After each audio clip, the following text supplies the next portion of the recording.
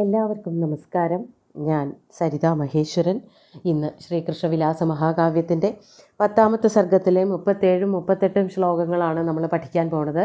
2 ശ്ലോകങ്ങളിലും ഉപജാതി വൃത്തമാണുള്ളത്. ഇവിടെ കഴിഞ്ഞ ദിവസം നമ്മൾ പറഞ്ഞു നിർത്തിയത് ബ്രാഹ്മണൻ രുക്മിണിയുടെ അവസ്ഥയെ പറ്റിയിട്ട്, രുക്മിണിക്ക് ആരെയും ബോധിക്കുന്നില്ല, രുക്മിണിക്ക് ചേർന്നൊരു പുരുഷനെ കിട്ടുന്നില്ല എന്നുള്ളതാണ് പറഞ്ഞു വന്നത്. അതായത് മന്ത്രിണിമാരൊക്കെ കൂടിയിട്ട് പല രാജകുമാരന്മാരുടെയും ചിത്രങ്ങൾ ഭിത്തിയിലൊക്കെ വരച്ചു വെച്ചുവെങ്കിലും അതിലേക്കൊന്നും അല്പം പോലും ശ്രദ്ധ കൊടുക്കാതെ രുക്മിണി ഉപേക്ഷാഭാവത്തോടു കൂടി പോയി. അത് കണ്ട് അച്ഛനമ്മമാർക്ക് വലിയ ദുഃഖമായി എന്നൊക്കെയാണ് പറഞ്ഞു നിർത്തിയത്. ഇനി അടുത്തതായിട്ട് വർണ്ണിക്കാൻ പോകുന്നത് ശ്രീകൃഷ്ണനെ പറ്റിയിട്ടുള്ള കാര്യങ്ങളാണ്. നല്ല ഗംഭീരമായിട്ടുള്ളൊരു വർണ്ണനയാണ് വരണത്. നമുക്ക് ആദ്യം 37ാമത്തെ ശ്ലോകം നോക്കാം. വിശാലവക്ഷസ്ഥലമുന്നതാംസം പീതാംബരം ചാരുകിരീടഹാരം സാ തത്ര തന്വീ ശതപത്രനേത്രമപശ്യദാലേഖ്യഗതം ഭവന്തം. വളരെ എളുപ്പമായിട്ട്, വളരെ പച്ച മലയാളം പോലെയുള്ളൊരു ശ്ലോകമാണ്. ആദ്യം പദച്ഛേദം പറയാം. വിശാലവക്ഷസ്ഥലം ഉന്നതാംസം പീതാംബരം ചാരുകിരീടഹാരം സാ തത്ര തന്വീ ശതപത്രനേത്രം അപശ്യത് ആലേഖ്യഗതം ഭവന്തം. ഇവിടെ സഖിമാർ പലരെയും വരച്ചിട്ടു, അതൊക്കെ നോക്കിയിട്ടൊന്നും തൃപ്തിയില്ലാതെ നടന്നുപോയി എന്നാണല്ലോ പറഞ്ഞത്. ഇവിടെ വ്യത്യസ്തമായിട്ടുള്ളൊരു സംഭവം ഉണ്ടായി. എന്താണതെന്നുണ്ടെങ്കിൽ തത്ര, അവിടെ വെച്ച് ആ ചിത്രങ്ങൾ പലതും വരച്ചിട്ടും അതിലൊന്നും ബോധ്യം വരാത്തവളായ രുക്മിണി പെട്ടെന്നൊരു ദിവസം എന്തുണ്ടായി? സാ തന്വി, ആ സുന്ദരിയായിട്ടുള്ള രുക്മിണി വിശാലവക്ഷസ്ഥലം ഉന്നതാംസം പീതാംബരം ചാരുകിരീടഹാരം ശതപത്രനേത്രം ആലേഖ്യഗതം ഭവന്തം അപശ്യത്. ആ ഭവന്തം, അങ്ങയെ എന്നുള്ളതിൻ്റെ വിശേഷണങ്ങളാണ് 5-6 കൊടുത്തത്. ആലേഖ്യഗതം ഭവന്തം അപശ്യത് സാ തന്വി. ആ രുക്മിണി വരച്ചു വെച്ച അങ്ങയെ കണ്ടു. മന്ത്രിണിമാർ അല്ലെങ്കിൽ സഖിമാർ പല രാജകുമാരന്മാരുടെ ചിത്രവും വരച്ചു വയ്ക്കുന്നതിൻ്റെ കൂട്ടത്തിൽ അങ്ങയുടെ ചിത്രവും അവിടെ വരച്ചു വച്ചിട്ടുണ്ടായിരുന്നു. അത് കാണുന്ന കാഴ്ചയാണ്. ആ കാഴ്ചയാണ് ഇവിടെ കവി പല പല വാക്കുകളെ കൊണ്ട് വർണ്ണിക്കുന്നത്. അതിഗംഭീരമായിട്ടുള്ള വർണ്ണനയാണ്. വിശാലവക്ഷസ്ഥലം, നല്ല വിരിഞ്ഞ മാറിടത്തോടു കൂടിയവനും, ഉന്നതാംസം, ഈ തോള് കുറച്ചൊന്ന് പൊങ്ങി നിൽക്കുന്നത്, അത് ഉത്തമ പുരുഷന്മാരുടെ ലക്ഷണങ്ങളാണ് ഇവിടെ വർണ്ണിച്ചുകൊണ്ടിരിക്കുന്നത്. വിരിഞ്ഞ മാറിടം, ഉയർന്ന തോള്, അതുപോലെ പീതാംബരം മഞ്ഞപ്പട്ട്, ചാരു കിരീടഹാരം സുന്ദരമായിട്ടുള്ള കിരീടം, നല്ല നല്ല മാലകൾ, വനമാല ഇതൊക്കെ ചേർന്നിട്ടുള്ളവനും, ശതപത്രനേത്രം നല്ല താമര ഇതൾ പോലെ കണ്ണുകളോട് കൂടിയവനുമായ, ആലേഖ്യഗതം ഭവന്തം വരച്ചിട്ട അങ്ങയെ. അപ്പോൾ ഏതോ ഒരു സഖി കുറേ രാജകുമാരന്മാരെ വരയ്ക്കണതിൻ്റെ കൂട്ടത്തിൽ ഇദ്ദേഹം കൂടി ആയിക്കോട്ടെ എന്ന് വിചാരിച്ചു വരച്ചിട്ടതാണ്.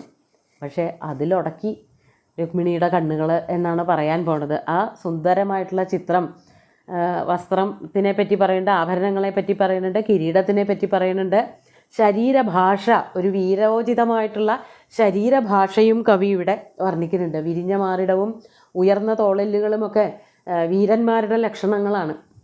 അങ്ങനെയുള്ള അങ്ങയെ സാ തന്വി അപശ്യത്, ആ സുന്ദരിയായിട്ടുള്ള രുക്മിണി കാണുകയുണ്ടായി എന്നർത്ഥം. അപ്പോൾ പല പല ചിത്രങ്ങളിൽ നിന്നും മുഖം തിരിച്ചു പോയ രുക്മിണിയുടെ കണ്ണിൽ പിന്നെ പെട്ടത് അങ്ങയുടെ ചിത്രമായിരുന്നു. അത് കണ്ടപ്പോൾ എന്താ രുക്മിണിക്ക് തോന്നിയത് എന്ന് പറയാണ്. അടുത്ത ശ്ലോകമാണ്. അതിശയോക്തിയൊക്കെ ഉണ്ട്. അത് കാവ്യങ്ങൾ വർണ്ണിക്കുമ്പോൾ എപ്പോഴും ഒരാളെ വർണ്ണിക്കുമ്പോൾ, ഒരാളുടെ സ്വഭാവം വർണ്ണിക്കുമ്പോൾ ഒക്കെ കുറച്ച് അതിശയോക്തി ഉണ്ടാവും. രുക്മിണിക്ക് പെട്ടെന്ന് തന്നെ ഒരു മാനസ പരിണാമം, തൻ്റെ ചിന്തകളൊക്കെ മാറിപ്പോയി എന്നാണ് പറയണത്. നമുക്ക് 38ാമത്തെ ശ്ലോകം നോക്കാം. സ്വിദ്യത്കരാ കണ്ഠകിതം ദധാനാ ശരീരമംഭോരുഹ നാളകൽപ്പം അംഗേഷു കിഞ്ചിത് പ്രഥമാനകമ്പ സാന്യേവ ജാതാ സരസീരുഹാക്ഷി. നമുക്ക് ആദ്യം പദച്ഛേദം പറയാം, ധാരാളമായിട്ടൊന്നുമില്ല. സ്വിദ്യത്കരാ കണ്ഠകിതം ദധാന ശരീരം അംഭോരുഹ നാളകൽപ്പം അംഗേഷു കിഞ്ചിത് പ്രഥമാനകമ്പ സാ അന്യ ഇവ ജാത സരസീരുഹാക്ഷി. ശ്ലോകത്തിൽ ശരീരം അംഭോരുഹനാളകൽപ്പം എന്നുള്ളതിൽ സംസ്കൃതത്തിൽ അംഭോരുനാളകൽപ്പം എന്നേ എഴുതിയിട്ടുള്ളൂ. അത് അച്ചടിത്തെറ്റാണ്. അംഭോരുഹം എന്ന് തന്നെ വേണം. അംഭോരുഹം എന്ന് പറഞ്ഞാലാണ് താമര എന്നർത്ഥം കിട്ടുള്ളൂ. ഇവിടെ എന്താണ് രുക്മിണിക്ക് സംഭവിച്ചതെന്ന് കവി പറയാണ്.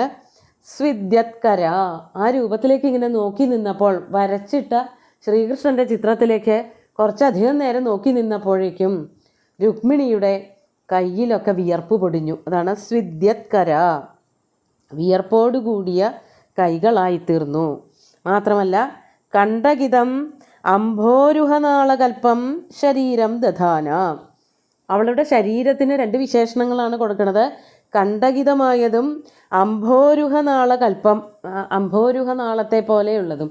കണ്ഠകിതം എന്ന് പറഞ്ഞാൽ ശരീരമാസകലം രോമാഞ്ചം വന്ന് നിറഞ്ഞു.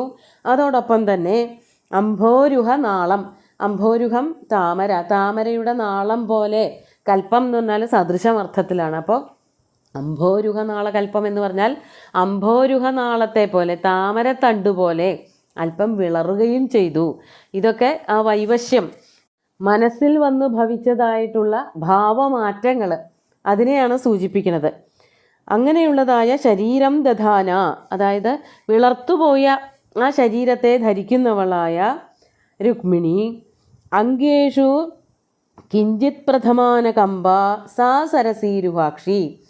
അംഗേഷു, അതായത് ശരീരം മൊത്തം വിളറിപ്പോയി, അല്ലെങ്കിൽ ശരീരം ഒന്ന് പകച്ചു നിന്നുപോയി. ഇങ്ങനെ ഒരാളെ ഇതുവരെ കണ്ടിട്ടില്ലല്ലോ. ഇത്രയും സുന്ദരനായ, ഇത്രയും വടിവൊത്ത ഉത്തമനായ ഒരു വീരനെ ആദ്യമായിട്ടാണ് രുക്മിണിയുടെ കണ്ണിൽ പെടുന്നത്. അതുകൊണ്ട് തന്നെയാണ് ശരീരത്തിന് ഇത്ര മാറ്റങ്ങൾ വന്നത്, ഭാവമാറ്റം സംഭവിച്ചിട്ട്.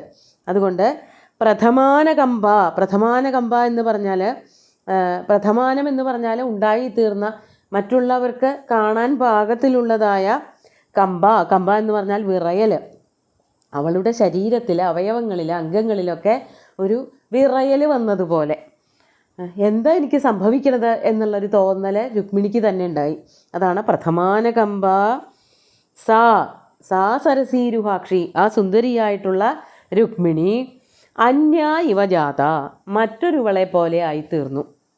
അതെന്താ മറ്റൊരുവളെ പോലെ ആയി എന്ന് പറഞ്ഞാൽ, ഇത്രയും നേരം, ഇത്രയും ദിവസം പലരുടെയും ചിത്രങ്ങൾ കണ്ടിട്ട് യാതൊരു കൂസലുമില്ലാതെ നടന്നവളായ രാജകുമാരി രുക്മിണി പെട്ടെന്ന് ഈയൊരു പുരുഷൻ്റെ, ഈയൊരു യുവാവിൻ്റെ ചിത്രം കണ്ടതോട് കൂടിയിട്ട് മട്ടൊക്കെ മാറിപ്പോയി. അതുകൊണ്ടാണ് ഇത്രയും നേരം കണ്ട രുക്മിണി അല്ലല്ലോ ഇത് എന്ന ഒരു തോന്നൽ മറ്റ് സഖിമാർക്കും എല്ലാവർക്കും ഉണ്ടായി.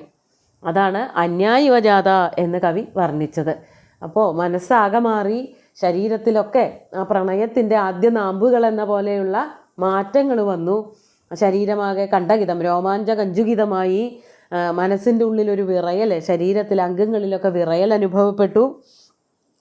ശരീരത്തിനൊരു വിളർച്ച വന്നതുപോലെയൊക്കെയായി, ഒരു പെട്ടെന്നൊരു ക്ഷീണം. അതെന്തുകൊണ്ടാണെന്ന് വെച്ചാൽ ചിന്ത ആധിക്യം കൊണ്ടാണ്. ഈ ആളെ എനിക്ക് വളരെയധികം ഇഷ്ടമായി, വല്ലാത്തൊരടുപ്പം തോന്നുന്നുണ്ട്, ഇയാളെ കിട്ടിയില്ലെങ്കിലോ, അല്ലെങ്കിൽ കിട്ടാനെന്താ വഴി, ഇങ്ങനെ പലതും ആലോചിച്ചിട്ടുണ്ടാവണം ഒരു നിമിഷ നേരം കൊണ്ട്. അതാണ് രുക്മിണിക്ക് പെട്ടെന്ന് തന്നെ വൈവശ്യം വന്ന് ഭവിച്ചത്. മാത്രമല്ല ഇവിടെ രുക്മിണിയെ വർണ്ണിച്ചതും സരസീരുഹാക്ഷി തന്നെയാണ്. ഭഗവാനെ വർണ്ണിച്ചപ്പോൾ പറഞ്ഞു, കഴിഞ്ഞ ശ്ലോകത്തിലാണ് പറഞ്ഞത് ശതപത്ര നേത്രം എന്ന്.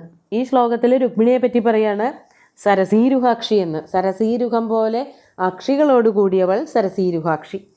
അങ്ങനെ സരസീരുഹാക്ഷിയായ സുന്ദരി എന്നാണ് സാമാന്യമായിട്ട് അർത്ഥം പറയുക.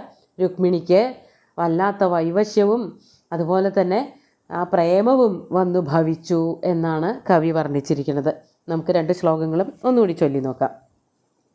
വിശാലവക്ഷസ്ഥലമുന്നതാംസം പീതാംബരം ചാരുകിരീടഹാരം സാ തത്ര തന്വീ ശതപത്രനേത്രമപശ്യതാലേഖ്യഗതം ഭവന്തം സ്വിദ്യത്കരാ കണ്ഠകിതം ദധാന ശരീരമംഭോരുഹനാളകൽപ്പം അംഗേഷു കിഞ്ചിത് പ്രഥമാനകമ്പ സാന്യേവ ജാത സരസീരുഹാക്ഷി. ഇനി എന്തൊക്കെയാണ് അച്ഛനമ്മമാരുടെ തോന്നലുകൾ, രുക്മിണിയുടെ തോന്നലുകൾ എന്നൊക്കെ ഉള്ളത് അടുത്ത ശ്ലോകങ്ങളിൽ കാണാം. സുന്ദരമായിട്ടുള്ള രണ്ട് ശ്ലോകങ്ങളും ഭഗവാന്റെ കാൽക്കൽ അർപ്പിച്ചുകൊണ്ട് ഗുരുവായൂരപ്പനെ സാഷ്ടാംഗം നമസ്കരിച്ചുകൊണ്ട് എല്ലാവർക്കും ശുഭദിനം നേർന്നു നിർത്തട്ടെ. നന്ദി.